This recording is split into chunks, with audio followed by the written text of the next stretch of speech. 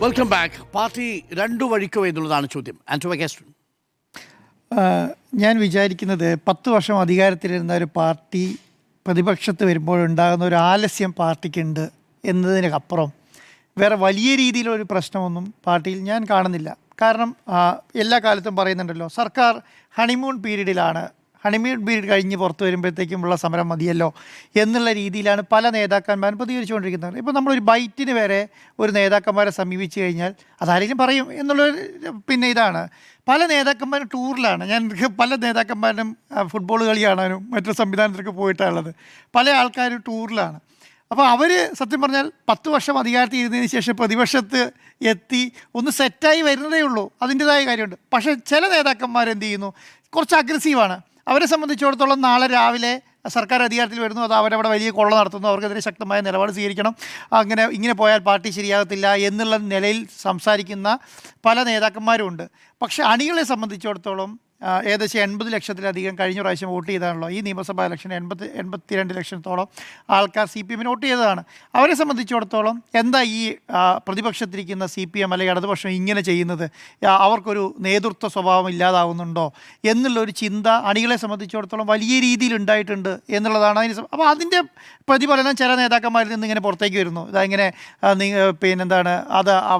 അത് അവരുടെ കാര്യത്തിന് വേണ്ടി ചെയ്യുന്നതാണ്, ഇവരുടെ കാര്യത്തിന് വേണ്ടി ചെയ്യുന്നതാണ് എന്നുള്ളതൊക്കെ പറഞ്ഞ് ഒരു രൂപീകരണം ഉണ്ടാക്കാനുള്ള ഒരു ശ്രമം പല നേതാക്കന്മാരും നടത്തുന്നുണ്ട് എന്നുള്ളതാണ്. നമുക്കിപ്പം ഈ പല ആൾക്കാർ ചെവിയിൽ പറയുന്ന ഒരു കാര്യം എന്ന് പറയുന്നത് എന്താ പറയുക, കുറച്ച് നാളെ പ്രതിപക്ഷ നേതാവ് ഉണ്ടാവുള്ളൂ പിണറായി വിജയൻ, അത് കഴിഞ്ഞാൽ ഓപ്പോസിഷൻ ലീഡർ എന്നുള്ള പോസ്റ്റിൽ നിന്ന് അദ്ദേഹം മാറും. അപ്പം അദ്ദേഹത്തെ മാറിക്കഴിഞ്ഞപ്പോൾ ആരായിരിക്കും ഓപ്പോസിഷൻ ലീഡർ ആകുക എന്നുള്ള രീതിയിൽ ചില ആൾക്കാരെങ്കിലും കരുനീക്കം നടത്തുന്നുണ്ടെന്ന് പല ആൾക്കാർ വിശ്വസിക്കുന്നുണ്ട്. ചില ആൾക്കാർ അങ്ങനെ നടത്തുന്നില്ലെങ്കിലും ചില ആൾക്കാർ അങ്ങനെ വിശ്വസിക്കുന്നുണ്ട്. പാർട്ടിക്കുള്ളിൽ ചില ആൾക്കാർ പാർട്ടി പിടിച്ചെടുക്കാൻ വേണ്ടി ശ്രമം നടത്തുന്നുണ്ട് എന്നുള്ള രീതിയിലൊക്കെ പല നേതാക്കന്മാരും സ്വകാര്യം പറയുന്നുണ്ട്. അപ്പം ഇതൊക്കെ മനസ്സിലാക്കേണ്ടത് ആരാണ്? ഇതൊക്കെ മനസ്സിലാക്കേണ്ടത് പാർട്ടി തന്നെയാണ്. ഞാൻ വിചാരിക്കുന്നില്ല, ഇപ്പം നമ്മുടെ പാർട്ടി സംസ്ഥാന സമിതി ചേർന്നു, സംസ്ഥാന സെക്രട്ടേറിയറ്റ് ചേർന്നു. ഈ സംസ്ഥാന സമിതി ചേർന്നിട്ടും സംസ്ഥാന സെക്രട്ടേറിയറ്റ് ചേർന്നിട്ടും കഴിഞ്ഞ പ്രാവശ്യം കേന്ദ്ര കമ്മിറ്റി ചേർന്നിട്ടും ഒന്നും ഒരു ഏകീകരണം ഉണ്ടായതായി നമുക്ക് ഫീൽ ചെയ്യപ്പെടുന്നില്ലല്ലോ. ഒരു ഏകീകരണം ഉണ്ടായി, ആ ഒരു ഏകീകരണമായ രൂപം വന്ന് നമ്മുടെ മുന്നിൽ നിന്ന് വർത്തമാനം പറയുന്നത് പോലെ ജനങ്ങളോട് സംസാരിക്കുന്നത് തോന്നിയിട്ടില്ല. നമ്മൾക്കും തോന്നിയിട്ടില്ല, കേരളത്തിലെ ഇടതുപക്ഷത്തിനും ജനങ്ങൾക്കും തോന്നിയിട്ടില്ല ഒരു ഏകീകരണത്തോട് കൂടിയ സമയത്ത്. ആരാണ് ഇനി പല സ്ഥലങ്ങളിൽ നിന്ന് ഇപ്പം ഒരു ഇഷ്യൂ ഉണ്ടായാൽ പല സ്ഥലങ്ങളിൽ നിന്ന് പല പ്രതികരണം വരും എന്നുള്ളൊരു സംവിധാനം ഉണ്ടല്ലോ. ഇപ്പോൾ പല സ്ഥലങ്ങളിൽ നിന്ന് പല പ്രതികരണം വരുന്നില്ല എന്നുള്ളൊരു അഭിപ്രായമുണ്ട്. ഇപ്പം നിയമസഭാ സമ്മേളനം നടക്കുന്ന സമയത്ത് നിയമസഭ കഴിഞ്ഞ് പുറത്തേക്ക് ഇറങ്ങുന്ന സമയത്ത്, സമരം കഴിഞ്ഞ് പുറത്തേക്ക് ഇറങ്ങുന്ന സമയത്ത് ഓപ്പോസിഷൻ ലീഡർ പത്രക്കാരെ കണ്ട് ശീലിച്ച ആൾക്കാരാണ്. കഴിഞ്ഞ 10 വർഷമായിട്ട് വി ഡി സതീശൻ, മുമ്പ് രമേശ് ചെന്നിത്തലയായിരുന്നു, അതിനുശേഷം വി ഡി സതീശനാണ് സമയത്താണെങ്കിലും നേരിട്ട് അപ്പം തന്നെ റിയാക്ഷനാണ്. ആ റിയാക്ഷനിലേക്ക് പോകുന്നില്ല. അതിന് നമ്മൾ എന്ത് ചെയ്യണം? അത് സംവിധാനം നമ്മൾ മീഡിയ റൂമിൽ പോയി കാത്തിരുന്ന് 5 മിനിറ്റ് കഴിഞ്ഞ് പത്രസമ്മേളനത്തിന് വേണ്ടി വന്ന് പത്രസമ്മേളനം തുടങ്ങി അത് ടെലികാസ്റ്റ് ചെയ്ത് അതിൻ്റെ ഒരു പ്രൗഢിയൊക്കെ, അപ്പോൾ അത് കിട്ടാത്തൊരു പ്രശ്നം സത്യം പറഞ്ഞാൽ എന്തുണ്ട് CPM സംബന്ധിച്ചതുകൊണ്ട്. അങ്ങനെ വലിയ രീതിയിൽ ജനങ്ങളെ സംബന്ധിച്ചിടത്തോളം അങ്ങനെ പ്രതീക്ഷിക്കുന്നു, ജനങ്ങളിൽ നിന്ന് CPM പ്രതീക്ഷിക്കുന്നുണ്ട്. അപ്പോൾ CPM സംബന്ധിച്ചിടത്തോളം എന്താണ്, CPM സംബന്ധിച്ചിടത്തോളം അങ്ങനെ പെട്ടെന്ന് മാറാനുള്ള ഒരു ശേഷി ഇല്ലാത്ത പാർട്ടി അല്ലല്ലോ.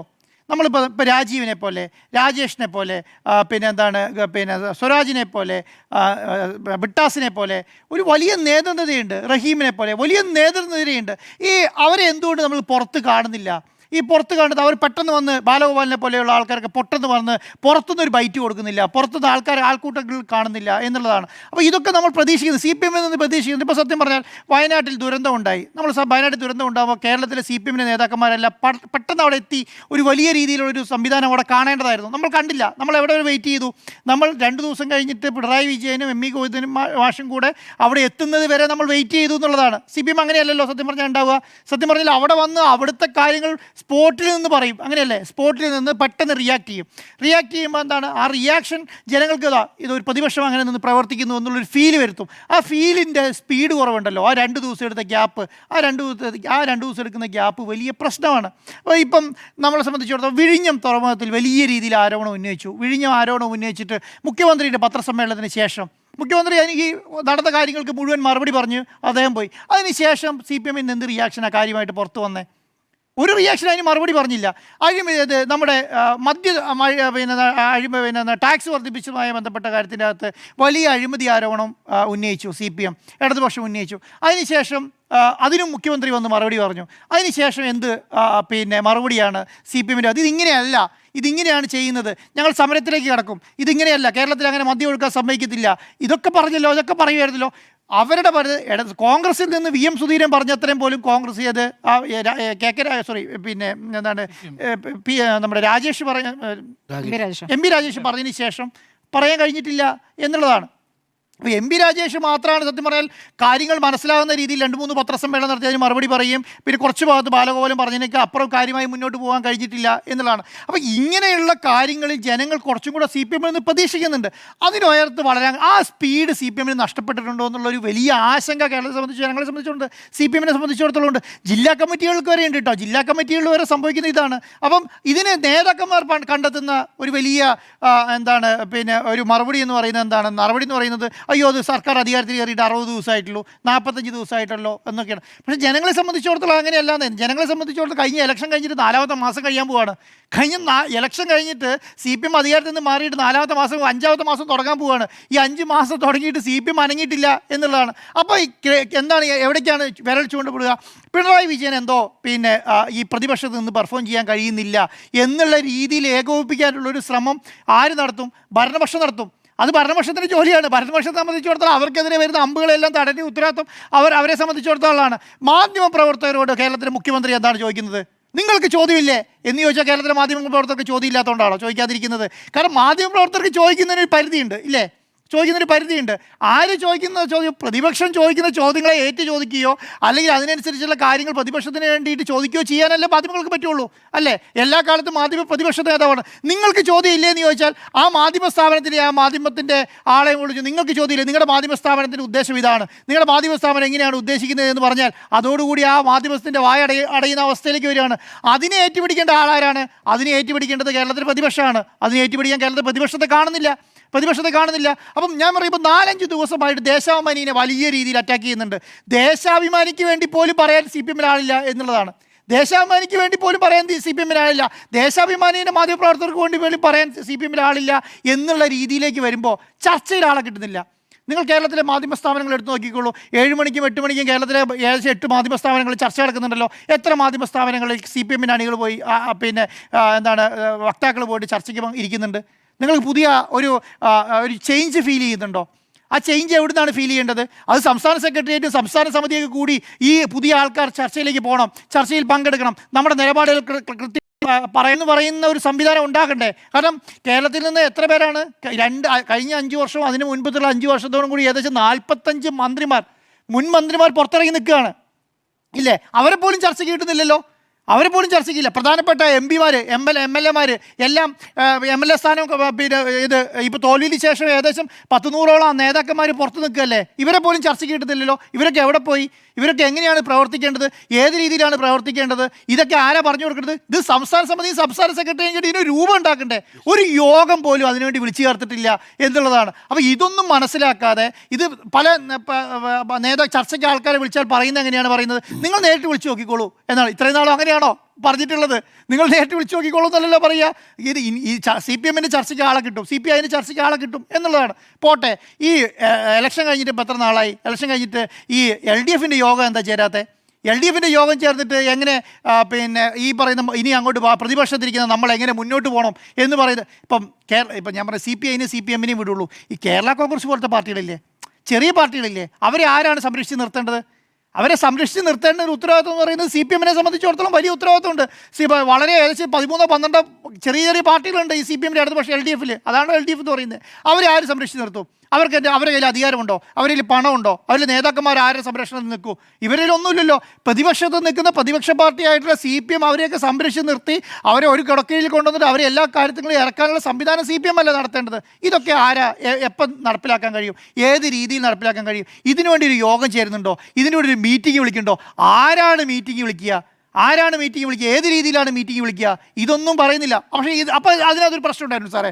അതിൻ്റെ പ്രശ്നം എന്ന് പറയുന്നത് ആരുടെയോ ഒരു അനുമതിക്ക് വേണ്ടി വെയിറ്റ് ചെയ്യുന്നുണ്ട് ഇവർ. അത് MA ബേബിൻ്റെ അനുമതിയാണോ? അത് ഗോവിന്ദ മാഷ് അനുമതിയാണോ? അത് പിന്നെ ഏതാണ് പിണറായി വിജയൻ്റെ അനുമതിയാണോ? ആരുടെ അനുമതിക്ക് വേണ്ടിയിട്ടാണ് പാർട്ടി വെയിറ്റ് ചെയ്യുന്നത്? ആരാണ് യോഗം വിളിക്കേണ്ടത്? എങ്ങനെയാണ് ഇത് കൈകാര്യം ചെയ്യേണ്ടത്? ഇപ്പോൾ ഞാൻ പറഞ്ഞത് അടുത്ത കേന്ദ്ര കമ്മിറ്റി അംഗം കേന്ദ്ര കമ്മിറ്റി കൂടാൻ പോകണം, 3 ദിവസത്തേക്ക് കേന്ദ്ര കമ്മിറ്റി പോകാം. അപ്പോൾ ഞാൻ ചോദിക്കുന്ന എൻ്റെ ചോദ്യം എന്ന് പറഞ്ഞാൽ കേരളത്തിലുള്ള സംസ്ഥാന സമിതിയിലും സംസ്ഥാന സെക്രട്ടറിയിലും എല്ലാത്തിനും രൂപരേഖയായോ? അപ്പം ഞാൻ പറഞ്ഞത് കേന്ദ്ര കമ്മിറ്റിക്ക് പോകാൻ പോകുമ്പോഴാണ് ശൈലജ ടീച്ചറും പിന്നെ എന്താണ് ഇ പി ജയരാജനും ശ്രീമതി ടീച്ചറൊക്കെ ഇത് പറഞ്ഞിട്ട് പോകുന്നത്. കാരണം ഡൽഹിക്ക് പോവുകയാണ് കേന്ദ്ര കമ്മിറ്റിക്ക്. അപ്പം അവിടെ ചെന്നിട്ടാണോ ഇതിന് രൂപരേഖ ഉണ്ടാക്കേണ്ടത്? ഒരു ജില്ലാ സെക്രട്ടറി ഒരു ഫേസ്ബുക്ക് പോസ്റ്റ് ഇട്ടു എന്ന് പറഞ്ഞിട്ടാണ് ഇത് കേന്ദ്ര കമ്മിറ്റി അംഗങ്ങൾ ഇങ്ങനെ പറയുന്നത്.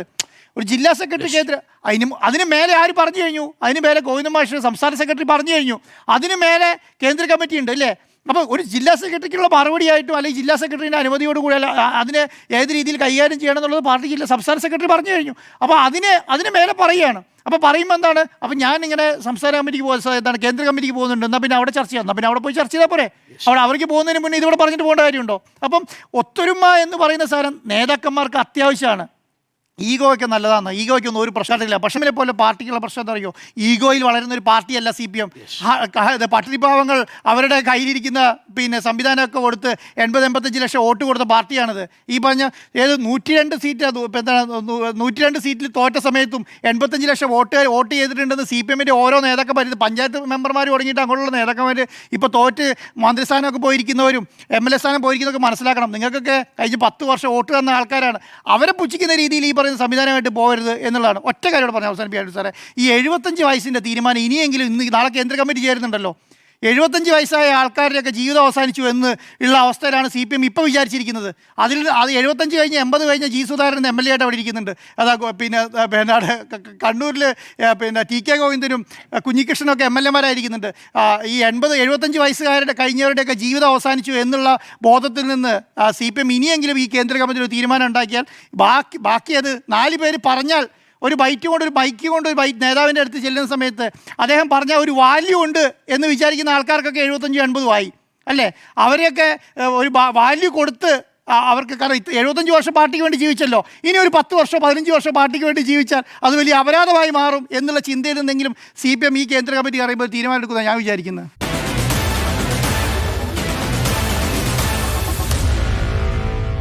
Meet the editors.